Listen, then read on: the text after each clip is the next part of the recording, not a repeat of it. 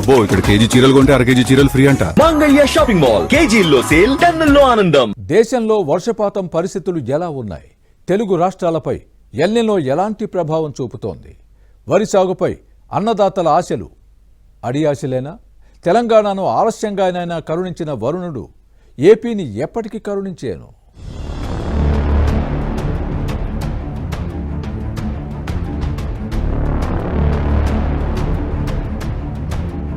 ఈ ఏడాది ఋతుపవనాలు విభిన్నంగా ఉన్నాయి. కొన్ని వారాల పాటు చాలా తక్కువ వర్షం పడగా వెంటనే కొన్ని రోజులు అధిక వర్షపాతం, కుంభవృష్టి కురుస్తోంది.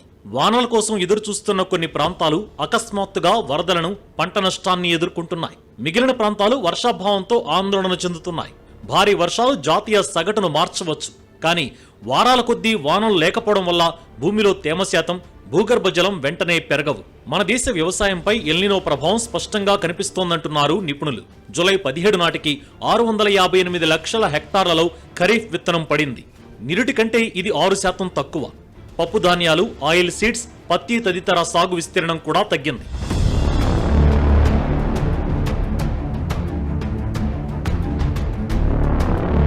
దేశంలో సాధారణ వర్షపాతం కంటే జూన్లో 40% లోటు రికార్డయింది.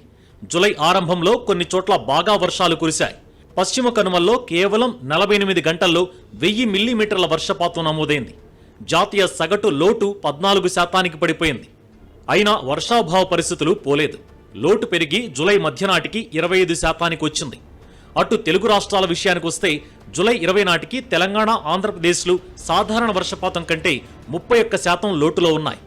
తెలంగాణలో 31 జిల్లాల్లో లోటు ఉంది. 10 జిల్లాల్లో 40% మించి లోటు కనిపిస్తోంది. ఏపీలోని 26 జిల్లాలకు 19 జిల్లాల్లో లోటు వర్షపాతం రికార్డైంది.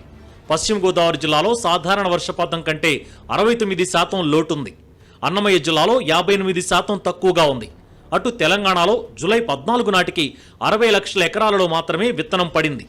వానాకాలంలో సాధారణ విస్తీర్ణం కంటే 45% తక్కువ ఇది. వరి నాట్లు బాగా వెనకపడ్డాయి.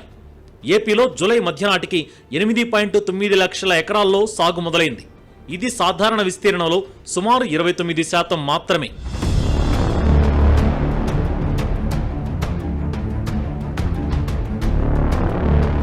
అలా చూస్తుండగానే 4 నెలల నైరుతి ఋతుపవనాల సీజన్లో సగం కాలం గడిచిపోయింది. దేశంలోని అనేక ప్రాంతాల్లో భారీ వర్షాలు కురుస్తుండగా దక్షిణ భారతంలో, ముఖ్యంగా ఆంధ్రప్రదేశ్ మాత్రం వర్షం కోసం ఎదురు చూస్తోంది.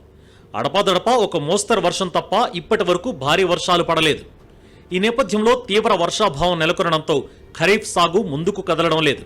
నైరుతి సీజన్లో ఏపీలో జూన్ 1వ తేదీ నుంచి జూలై 30 వరకు 254.7 మిల్లీమీటర్లకు గాను 121 మిల్లీమీటర్ల వర్షపాతం నమోదైంది. మొత్తంగా చూస్తే ఏపీలో 85% ప్రాంతం వర్షాభావానికి లోనైంది. మొత్తం 688 మండలాలకు గాను సాధారణం కంటే చాలా ఎక్కువ వర్షపాతం కురిసిన మండలాలు 1 మాత్రమే ఉండగా, సాధారణం కంటే ఎక్కువ వర్షపాతం నమోదైన మండలాలు 10, సాధారణ వర్షపాతం నమోదైన మండలాలు 73 ఉన్నాయి. అయితే ఎల్నినో కరువు భయాలు నెలకొన్న వేళ తెలంగాణపై వరుణుడు కరుణించడం రైతుల్లో ఆనందం నింపింది. రాజధాని హైదరాబాద్ సహా రాష్ట్ర వ్యాప్తంగా విస్తారంగా వర్షాలు కురుస్తున్నాయి. వాగులు, వంకలు ఏకమయ్యాయి. చెరువులు, కుంటలు పొంగి పొర్లుతున్నాయి. ప్రధాన జలాశయాల్లోకి భారీగా వరద వచ్చి చేరుతోంది. భారీ వర్షాలతో మురిసిపోతున్న అన్నదాతలు రెట్టించిన ఉత్సాహంతో వ్యవసాయ పనుల్లో నిమగ్నమయ్యారు. అయితే పలుచోట్ల పంటలు నీట మునగడం మాత్రం రైతులకు బాధను మిగిల్చింది.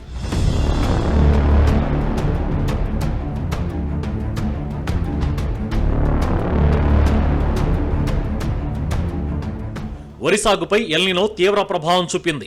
ఇన్నాళ్లు వర్షాలు కురవకపోవడంతో వరి పంటల సాగు విస్తీర్ణం గణనీయంగా తగ్గింది.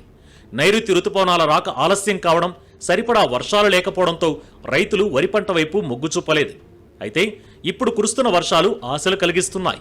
ప్రతి ఏటా ఖరీఫ్ సీజన్లో ఉమ్మడి వరంగల్ జిల్లాలో 128,000 ఎకరాలకు పైగా వరి సాగు చేస్తారు.